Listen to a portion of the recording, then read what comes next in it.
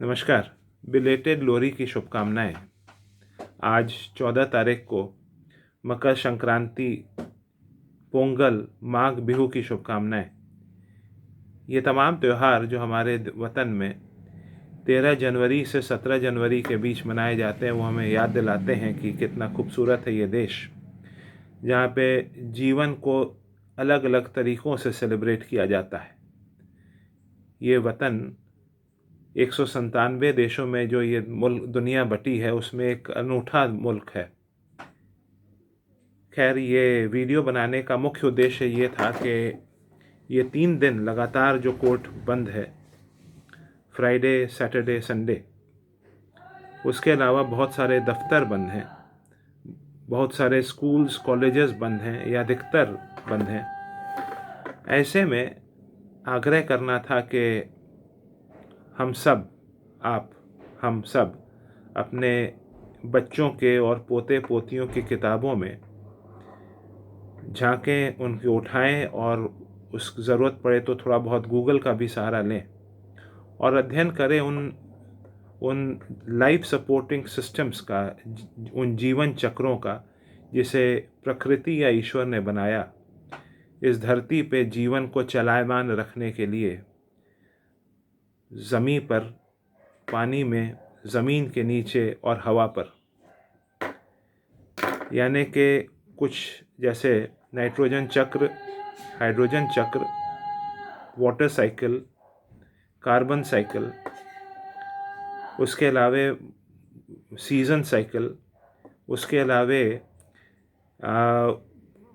जो नदियों को चलायमान रखने के लिए जो ग्लेशियर्स की जो व्यवस्था हुई, उसके अलावे जो सुबह और रात का रोल रहा जीवन को बनाए रखने के लिए, इन सभी चीज़ों का अध्ययन करें।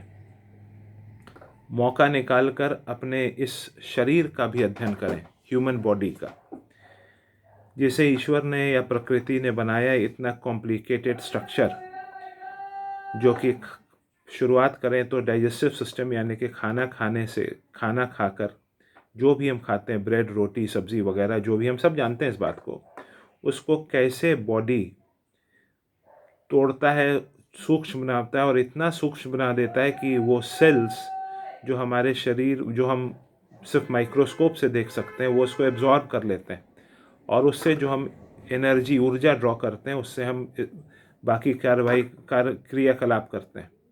उसके अलावा रेस्पिरेटरी सिस्टम, जिसे हम सब जानते हैं कि ऑक्सीजन हम वायु से लेते हैं और उस ऑक्सीजन को लंग्स में लेने के बाद उसको कैसे सर्कुलेटरी सिस्टम, यानी उसको एब्जॉर्ब करता है उस ऑक्सीजन को और पूरे शरीर में ट्रांसफ़र करता है। नर्वस सिस्टम का थोड़ा बहुत स्टडी करें कि कितना कॉम्प्लिकेटेड बनाया उस ईश्वर या प्रकृति ने कि उस नर्वस सिस्टम के ज़रिए हम वो तमाम कार्य कर सकते हैं, वो रिस्पॉन्स करते हैं स्टिमुलाई को। उसके अलावा हम एक्सक्रीटरी सिस्टम का स्टडी करें, रिप्रोडक्टिव सिस्टम का स्टडी करें कि उसको ईश्वर को बार बार आकर या प्रकृति को बार बार आकर किसी को बनाना नहीं पड़ता। तो वो तमाम कॉम्प्लिकेटेड ह्यूमन बॉडी का भी स्टडी करें। मौका निकालकर इस विषय पर भी सोचें कि ये जो तमाम चक्र ईश्वर या प्रकृति ने बनाए, वो सब ने सिर्फ हमें इंसान बनाया। और उसके बाद इन्हीं 3 दिनों में या इसके बाद भी मंथन करें कि ईश्वर ने तो हमें या प्रकृति के ने हमें सिर्फ इंसान बनाया, हमने अपने को अलग अलग जाति, मज़हब, भाषा और मुल्कों में बांट दिया और इस विषय और हम इसी में इतना उलझे हुए हैं आज कि उसकी बनाई दुनिया जब ये मारी जा रही है हमारे प्रकृति विरोधी जीवन शैली के कारण, इस विषय पे हमारा ध्यान नहीं जाता।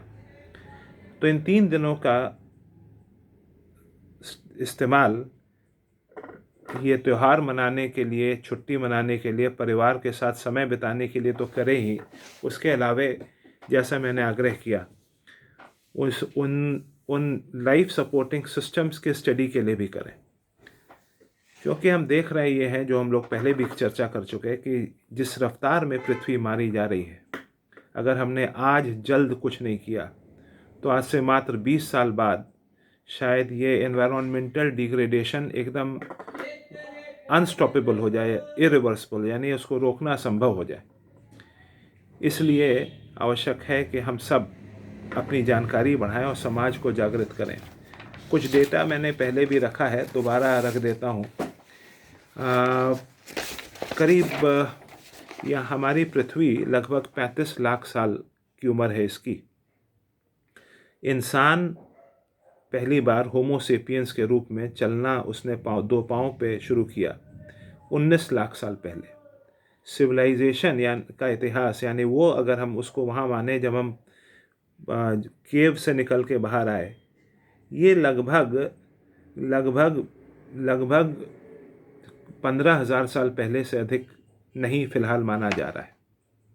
उसके अलावा एक बहुत बड़ी फैक्ट जो हम लोग पहले भी डिस्कस कर चुके हैं कि इस बड़े से ब्रह्मांड में अगर हबल टेलीस्कोप, जो कुछ समय पहले अब रिप्लेस किया गया एक नए टेलीस्कोप के द्वारा, उसके हिसाब से पूरे ब्रह्मांड में 10⁻24 प्लैनेट्स हैं।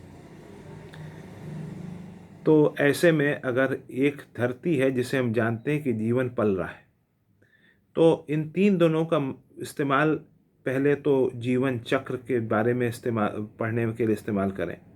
उसके बाद इस पे मंथन करें कि हमें ईश्वर ने केवल इंसान बनाया, हम लोगों ने अपने को अलग अलग आइडेंटिटीज़ दे दी।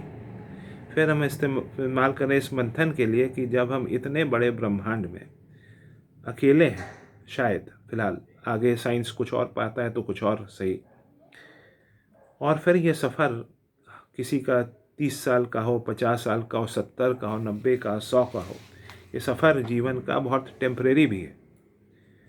तो ऐसे में ये बेवकूफ़ी नहीं कि हम आपस में हिंदू, मुसलमान, ब्राह्मण, ठाकुर, बनिया